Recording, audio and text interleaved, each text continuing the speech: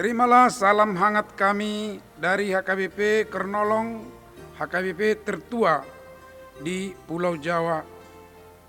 Bapak, Ibu, Saudara yang dikasihi oleh Tuhan Yesus Kristus, sebelum kita mendengar firman Tuhan pada malam hari ini, mari kita berdoa. Allah Bapa di dalam Yesus Kristus, kami bersyukur atas pemeliharaan-Mu sepanjang hari ini dalam hidup kami. Kami boleh bekerja, dan atas pekerjaan itu Tuhan, kami mohon berkat-Mu membawa sukacita bagi hidup kami dan saudara-saudara sekitar kami, juga menjadi kemuliaan bagi nama Tuhan. Sebelum kami beristirahat, biarlah Tuhan di dalam Roh-Mu yang kudus, kami diperkenan untuk mendengar firman-Mu. Kuduskan kami ya Bapa, supaya kami layak mendengar firman-Mu. Di dalam Kristus Yesus anak-Mu kami berdoa dan bersyukur. Amin. Firman Tuhan untuk kita bacaan malam ini sesuai dengan Almanak AKBP adalah yang tertulis dalam Ayub 4 ayat 1 sampai ayat 21. Dan yang menjadi ayat pembimbing renungan kita adalah dari ayat 17. Mungkinkah seorang manusia benar di hadapan Allah? Mungkinkah seseorang tahir di hadapan penciptanya? Adakah yang benar dan tahir di hadapan Allah? Di pasal sebelum bacaan malam ini, Ayub meneriakkan tentang ketidakpahamannya akan bencana yang dia alami, serta rasa menyesal atas kehidupannya. Sahabatnya yang tertua bernama Elifas mulai berbicara. Elifas mengambil posisi untuk menilai dan tanda petik memojokkan Ayub. Dia mengingatkan Ayub yang telah mengajar banyak orang. Namun tak kala Ayub yang lemah, Ayub terkejut dan tidak mampu untuk menguatkan dirinya. Bagi Elifas, orang yang membanyak kejahatan menabur kesusahan. Ringkasnya, Elifas menilai Ayub telah bersalah di hadapan Allah dan telah membajak kejahatan, sehingga penderitaan Ayub adalah konsekuensi dari apa yang telah dia tabur. Dalam perenungan berikutnya, Elifas mengingatkan Ayub bahwa tidak ada makhluk ciptaan Allah yang dapat mengklaim dirinya benar di hadapan Allah. Argumen Elifas ini meloncat dari hal moral ke hal perbedaan sifat hakiki. Malaikat yang kudus saja pun tidak benar di hadapan Allah, apalagi manusia. Ini tentu tentang argumen moral. Malaikat di surga bersama Allah saja pun tidak benar di hadapan Allah, apalagi makhluk fana seperti manusia yang di bumi ini. Argumen tentang perbedaan hakikat. Sobat renungan malam Shalom, ini sangat benar bahwa tidak ada orang benar dan tahir di hadapan Allah dari dirinya sendiri. Merasa dan mengaku benar di hadapan Tuhan mungkin banyak, tetapi belum tentu yang bersangkutan sesuai dengan kebenaran yang Tuhan kehendaki.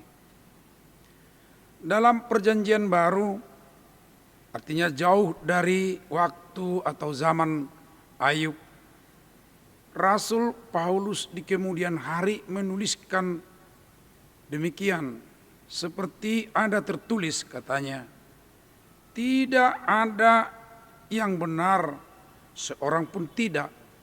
Tidak ada seorang pun yang berakal budi.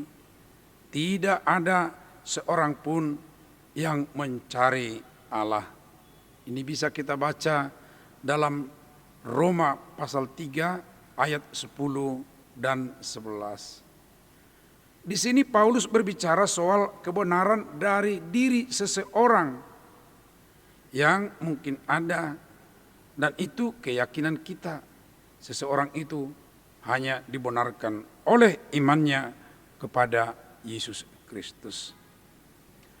Ayub dan Elifas serta temannya yang lain memang belum kenal Yesus pada zaman mereka itu. Namun bukan berarti iman kepada Tuhan tidak ada. Kita ingat Abraham, dia belum kenal Tuhan Yesus. Tetapi oleh Rasul Paulus disebutkan demikian. Sebab jikalau Abraham dibenarkan karena perbuatannya, maka ia beroleh dasar untuk bermegah, tetapi tidak di hadapan Allah. Sebab apakah dikatakan nas kitab suci? Lalu percayalah Abraham kepada Tuhan, dan Tuhan memperhitungkan hal itu kepadanya sebagai kebenaran. Di sini soal iman atau percaya yang dikatakan oleh Rasul Paulus dalam diri Abraham itu adalah iman kepada Tuhan, ya, dan itu adalah Tuhan yang kita kenal di dalam Yesus.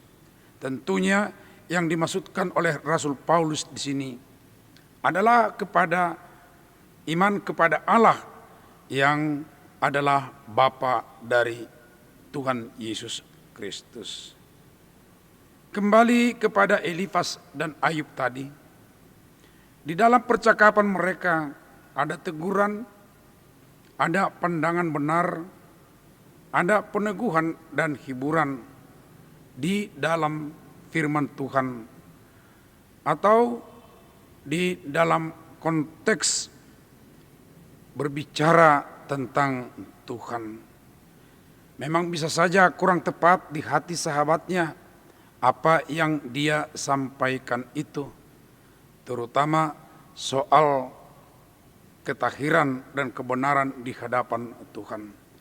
Namun saudara-saudara, kehadiran dan sapaan dari sahabat itu tentu membawa pemaknaan tersendiri akan kebenaran Allah di hadapan Allah, dan tentunya juga terhadap sahabat mereka. Oleh karena itu, sobat renungan malam Shalom, sekarang kita ditanya, apakah pengetahuan kita akan kebenaran firman Tuhan akan dengan sendirinya membangun orang lain? Tentu tidak. Apa yang membuat orang lain dapat tertolong melalui kita?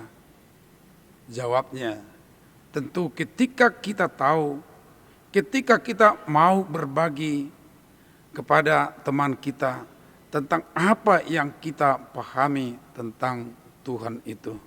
Walaupun yang menentukannya memang bukan kita, tetapi dengan kehadiran itu di dalamnya nanti akan ditemukan kebenaran yang datang dari Allah.